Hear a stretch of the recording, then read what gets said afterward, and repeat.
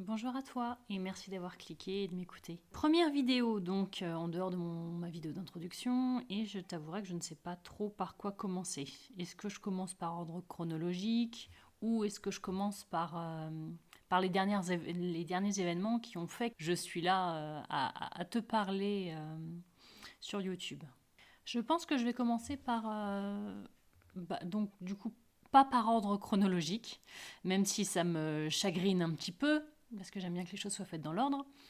Mais je pense que ce sera beaucoup plus compréhensible si je commence de ce qui s'est passé l'an dernier et que je remonte un petit peu en arrière pour enfin refaire la rencontre, etc.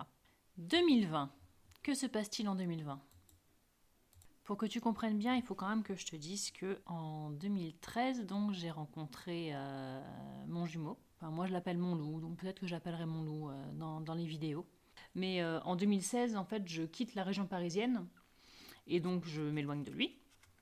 Et c'est quelqu'un qui est toujours resté dans ma vie et dans ma tête, même si on avait très peu de contact. Hein. Si on s'envoyait un message pour anniversaire, Noël, jour de l'an, ou voir anniversaire, jour de l'an, sachant qu'on est tous les deux du mois de décembre, donc en fait on communiquait une fois l'an. Mais on avait au moins ce contact qui perdurait.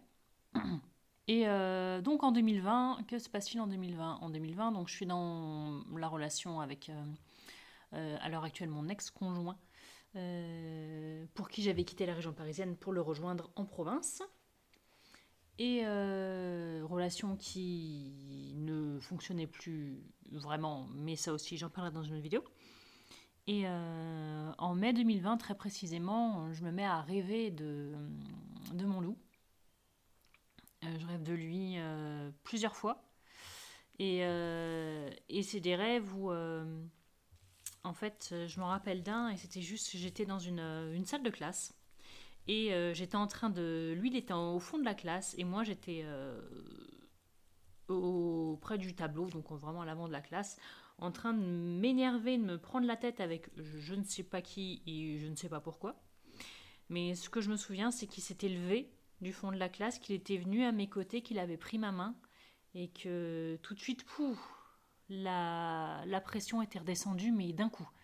J'étais plus du tout énervée et ça c'est une sensation que j'ai toujours connue à ses côtés. Il y a qu'auprès de lui en fait que je suis quelqu'un de zen. Parce que la vie a fait que autant j'étais très zen et très patiente quand j'étais petite, autant je le suis plus du tout. Je suis quelqu'un qui part au quart de tour. Donc lui, voilà, c'est vraiment quelque chose qui m'a marqué et ce rêve m'avait marqué. J'ai toujours été très honnête et très franche avec lui. Hein. On a toujours. De toute façon, tu verras dans d'autres audios que j'ai jamais mâché mes mots avec lui, j'ai jamais été tendre avec lui. Et du coup, je me permets de lui dire énormément de choses. En toute franchise, toute sincérité, sans enrober, sans rien. Et du coup, comme j'avais rêvé de lui plusieurs nuits d'affilée, je lui ai envoyé un message, alors que ça faisait je sais pas combien de mois qu'on ne s'était pas contacté. Bah, vu que c'était en mai, je pense qu'on ne s'était pas contacté depuis le 1er janvier. Et où je lui racontais justement que ça faisait 2 nuits que je rêvais de lui et que dans le deuxième rêve, voilà ce qui se passait, machin, qu'il arrivait, qu'il me prenait la main et que je chantais tout le stress, tout l'énervement qui s'évaporait, mais vraiment en une seconde. Et dans ce message, je lui disais également qu'il me manquait. Parce que c'est vrai que c'est quelqu'un qui me manque justement parce qu'il n'y a qu'auprès de lui que je me sens aussi bien. Et je lui disais je lui disais je t'aime. Je lui disais que ça me paraissait naturel de lui dire, mais je ne savais pas si je l'aimais comme j'aime mon meilleur ami ou autrement. Je clôturais mon message là-dessus. Bon, toi qui m'écoutes, tu peux te douter que c'était purement et simplement un voile devant les yeux, mais ça je m'en suis rendu compte plus tard. Comme d'habitude, avec lui, je sais que j'ai une réponse ou pas. Enfin, c'est vraiment quand il veut. Ça a toujours été depuis le début. Et donc, j'ai passé peut-être 1 ou 2 jours à regarder, à guetter mon téléphone en me disant, je vais peut-être avoir un message ou est-ce qu'il l'a lu ou pas, mon message. Et puis, j'ai dû voir qu'il l'avait lu, ou pas d'ailleurs, je ne sais plus trop. Mais en tout cas, voilà, après, je suis passée à autre chose. Surtout qu'en plus, ce message a un peu foutu la merde dans mon couple. Mais ça, je ferai un autre audio également. Bah voilà, au niveau du... Je reprends ma vie, hein, tout simplement. Et puis, comme je faisais depuis que je le rencontrais d'ailleurs. En juin 2020, je change en fait de lieu, de travail. Et du coup, je suis avec d'autres personnes. Et dans ces personnes, il y a une fille qui est maintenant une amie et qui est sur un parcours FJ, avec qui je me rapproche parce qu'en plus, elle s'était séparée de son conjoint depuis avril 2020 et bah voilà, elle le vivait pas forcément bien et puis elle avait l'impression qu'il revenait et puis ça la rendait dingue et machin et truc. Donc moi, en tant que... J'aime pas dire ça parce que c'est le cas en tant que sauveur. Moi, j'aime que les gens autour de moi ils soient bien et j'ai tendance à aussi m'occuper des autres pour pas m'occuper de moi. Ça, c'est clair. Et du coup, pour pas penser à ma relation qui est foireuse, machin, je me mets à me rapprocher d'elle, à discuter avec elle, à aller chez elle à 21h30 en pleine nuit, faire une demi-heure de route parce qu'elle va pas bien et je repars de chez elle, il est 1h du mat. Alors que ça a servi à rien hein, que j'y aille, hein, très clairement, mais juste au moins j'étais là. J'étais là parce qu'elle allait pas bien, elle avait besoin de compagnie, donc voilà. Et cette nana-là commence à me parler, on commence, je sais plus trop comment, à parler de spiritualité. Et elle me dit qu'elle regarde des guidances sur YouTube. Franchement, jamais j'aurais imaginé qu'il y avait des guidances sur YouTube. Pour moi, YouTube, c'était de la musique, des gens qui faisaient des tutos, des trucs de maquillage, mais alors, des guidances. Enfin bref. Je fais pas trop attention à ce qu'elle me dit parce que j'ai pas commencé à regarder les guidances à partir de là. Mais bon, je me dis, ah bah tiens, hein. Et puis en août 2020, elle me parle, ou fin juillet 2020, elle me parle de kinésiologue. Je sais plus non plus comment c'est venu dans la conversation, mais bon. Et du coup, donc je vais chez la kinésiologue. Et cette kinésio, parce que j'allais pas bien, hein, très clairement. Ça faisait 2 ans, voire un peu plus, que je me sentais même plus moi. J'avais l'impression de pas vivre, j'avais l'impression même pas de survivre, j'avais juste l'impression que j'étais en mode automatique. C'est compliqué à expliquer, mais j'étais neutre dans ma propre vie. Je faisais boulot, maison, mes tâches ménagères, manger, dodo, maison, boulot. Enfin bref, j'étais dans un cercle, j'en sortais pas, j'avais aucune activité extérieure, aucun plaisir, je ne voyais personne. Donc j'étais bien contente de sympathiser avec cette nouvelle collègue. Et donc voilà, donc je me dis, je vais aller chez la kinésio parce que visiblement, elle a testé, ça lui a fait du bien. Donc je vais chez la kinésio. Ça t'étonne peut-être que j'aille comme ça facilement et que j'entende surtout facilement, j'accepte facilement qu'on me parle de guidance et de kinésiologue et de médecine alternative. Mais en fait, je ferais peut-être un audio là-dessus aussi, je ne sais pas. Mais en gros, moi, la spiritualité, c'est quelque chose que j'ai connu dans mon enfance parce que ma mère tirait les cartes, faisait des thèmes astro, faisait du voyage astral également. Et aussi parce que quand j'étais petite, j'ai vu pas mal de choses qui d'ailleurs m'ont bien pourri le sommeil et qui ont fait que j'ai tout bloqué. Voilà, voilà. Donc pour moi, tu me parles de fantômes, tu me parles de cartes, tu me parles de phénomènes X ou Y. J'ai toujours été très ouverte là-dessus.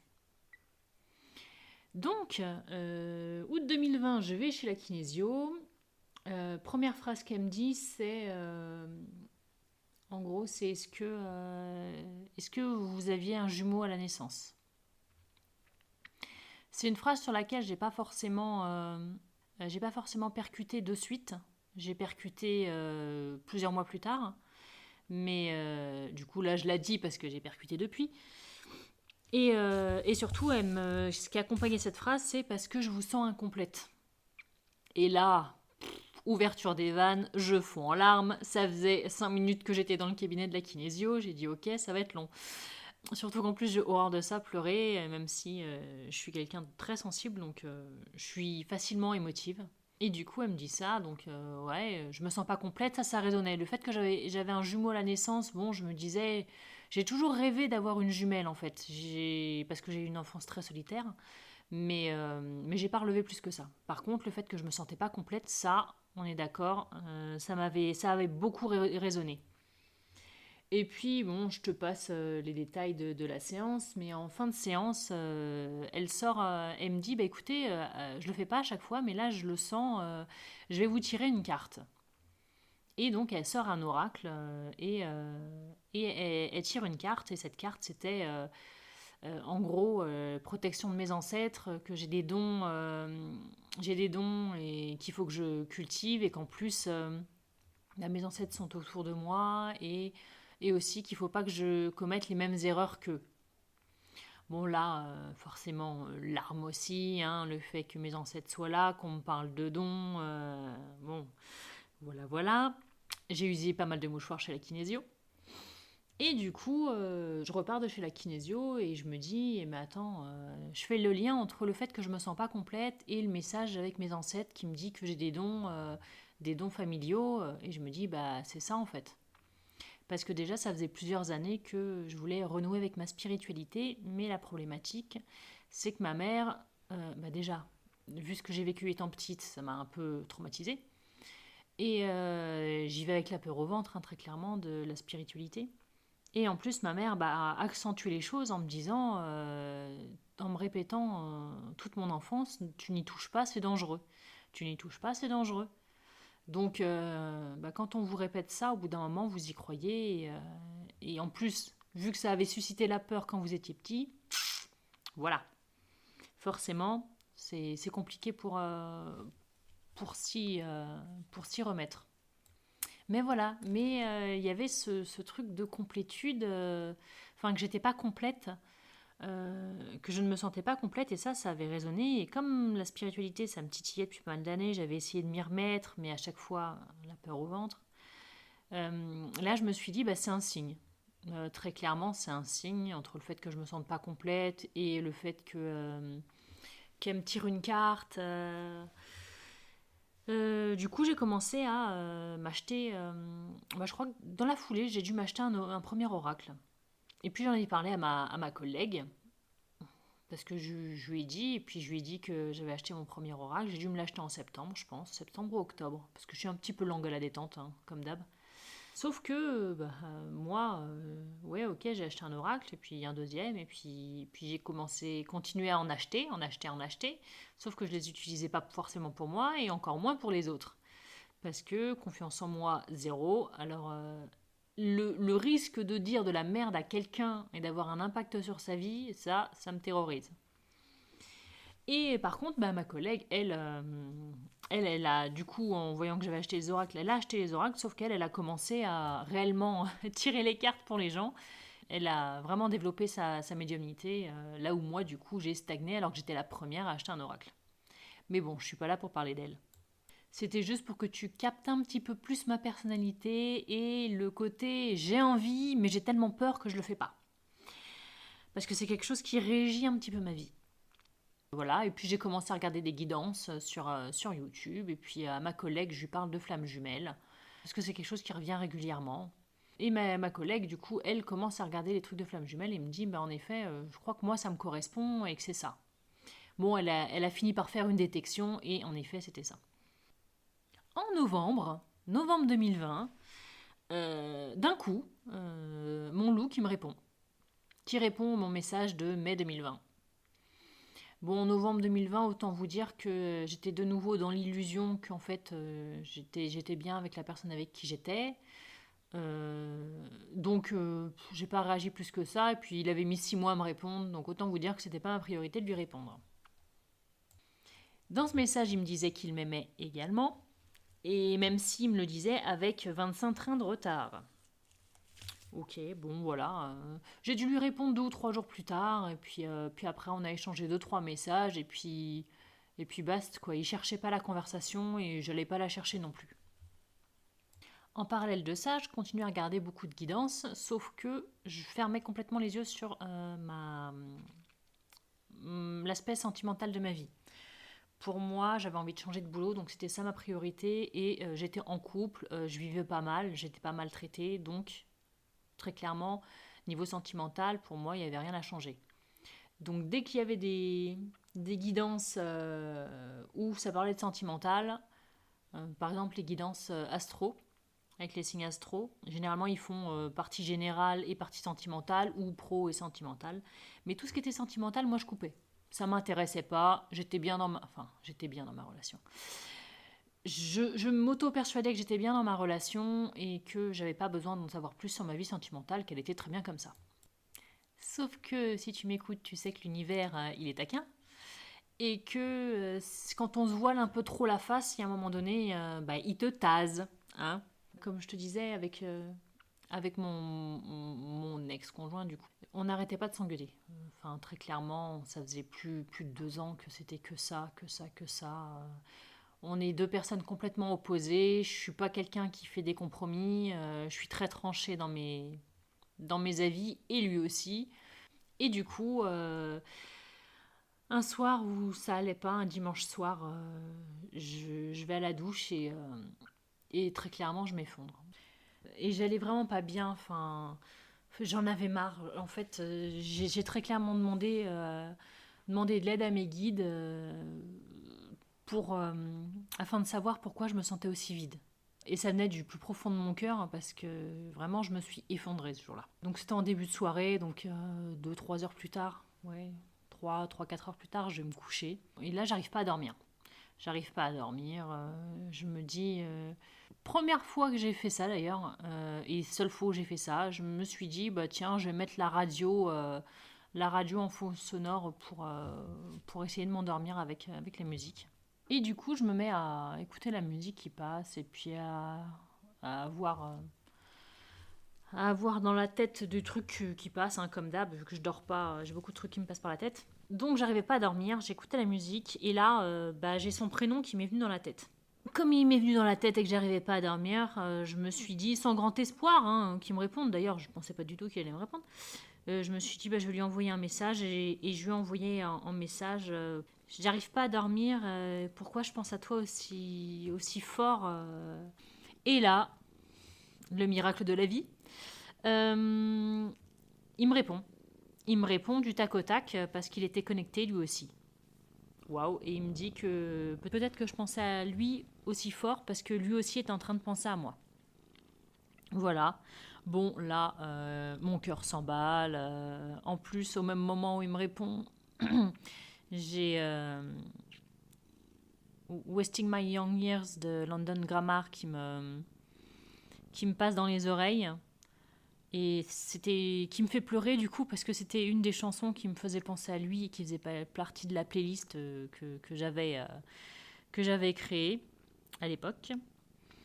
Et du coup, on commence à discuter de choses et d'autres. Et de choses et d'autres, non. On commence très clairement à parler de nous, de ce qu'on ressent l'un pour l'autre. Et donc, mon cœur s'emballe, hein, forcément. Peut-être que tu devineras ma polarité avec ce que je te dis. Et du coup, voilà, on discute toute la soirée. Bref, et du coup, on finit d'échanger parce que lui devait aller se coucher. Moi, j'allais pas dormir, très clairement. On finit par se dire bonne nuit et il me dit je t'appelle demain. Bah là, très clairement, j'y ai cru. Hein. De toute façon, à chaque fois qu'on discute ensemble, je le crois. Je me dis pas qu'il va fuir. Mais donc voilà, donc là, franchement, j'y ai cru. Je me suis dit, il va m'appeler. Et bah, tu te douteras bien que le lendemain, il m'a pas appelé. J'ai dû lui envoyer des messages du coup le lendemain ou le surlendemain, je sais plus trop. Non, très certainement le lendemain me connaissant. Où je lui passais pas un savon, mais je lui disais que voilà, il avait pas de parole. Il me disait qu'il m'appelait, il m'appelait pas. Enfin, voilà quoi. Et bien évidemment, il a vu mon message, mais il ne m'a pas répondu. Il faut savoir que ça arrivait à une période où je me disais vraiment que ça faisait, vraiment depuis novembre, je me disais qu'il allait falloir que je mette un terme à mon couple parce que j'étais pas heureuse, j'étais pas épanouie et ça n'irait pas mieux. Et vu que ma copine s'était mis au tirage de cartes, en fait, je lui ai demandé de me faire un tirage sans rien lui dire sur ma vie sentimentale. Et dans ce tirage de vie sentimentale, mon loup est ressorti et mon conjoint du moment, et lui était ressorti en ami fidèle. Donc très clairement, tout était dit. J'avais besoin de ce tirage parce qu'en fait, j'ai toujours cette peur, c'est horrible, hein, mais j'ai cette peur qui me tétanise et qui m'empêche d'agir et qui recouvre totalement mon instinct, mon intuition. Je savais qu'il fallait que je quitte mon conjoint, mais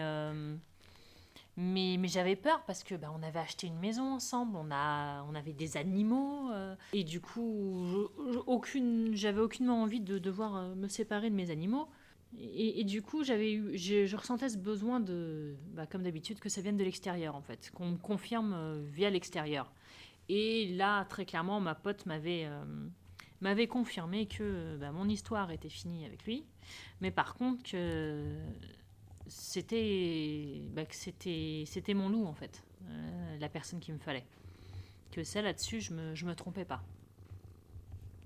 Au-delà de ça, j'avais également pris une guidance avec quelqu'un d'autre, une professionnelle, parce que quitte à pas avoir confiance en toi, autant pas avoir confiance en ce que te dit ta pote, et autant te dire j'aurai confiance quand ce sera une professionnelle qui me le dira.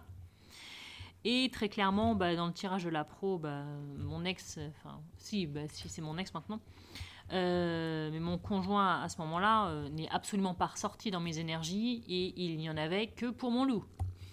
Il n'y avait que lui dans mes énergies. Mais par contre, elle m'a bien précisé que c'était un lien d'âme. Et ça, c'est quelque chose qui était ressorti aussi dans le tirage de ma pote. La carte dans l'oracle d'Isa, la carte flamme jumelle, âme sœur flamme jumelle était ressortie. Et très clairement, je savais que c'était flamme jumelle et pas âme sœur.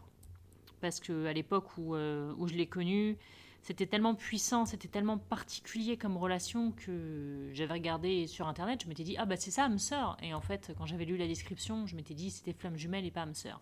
Sauf qu'à l'époque, j'étais pas prête, donc j'avais juste recherché, balancé l'info à mon loup et à moi-même d'ailleurs, et j'étais passée à autre chose. Sauf qu'avec cette double confirmation de ma pote et de la pro à qui j'ai fait appel, là je pouvais plus fermer les yeux. Et en même temps, c'est ce que j'avais demandé à mes guides. Je leur avais demandé sous la douche de me dire, de me faire comprendre pourquoi je me sentais aussi vide. Parce que j'étais pas dans une relation qui était faite pour moi. Que la personne que j'avais dans le cœur vraiment, c'était mon loup et que voilà, je faisais que me voiler la face en fait. En mai, quand je lui disais je t'aime, mais je sais pas si c'est comme je t'aime comme j'aime mon meilleur ami ou autrement. Bah ouais, mais tu te voiles la face. Je me voilais la face très clairement parce que si je l'aime et je l'aime depuis qu'on s'est connus, depuis 2013. C'est juste que comme c'est pas possible ou oui si c'est pas possible à l'heure actuelle, je préférais me dire que pour que je puisse passer à autre chose, je préférais me dire que je l'aimais pas en fait. La première fois qu'il m'a dit je t'aime, je crois même que je lui ai dit que c'était trop tard. La saloperie. Bref, du coup, tout ça pour en venir. Donc là, on était en décembre 2020. Donc fin décembre 2020, j'ai quitté mon conjoint. Enfin, on s'est quitté mutuellement d'un commun accord. Parce que lui non plus, très clairement, n'était pas épanoui dans cette relation. Et du coup, depuis, depuis voilà, voici dans un parcours des flammes jumelles.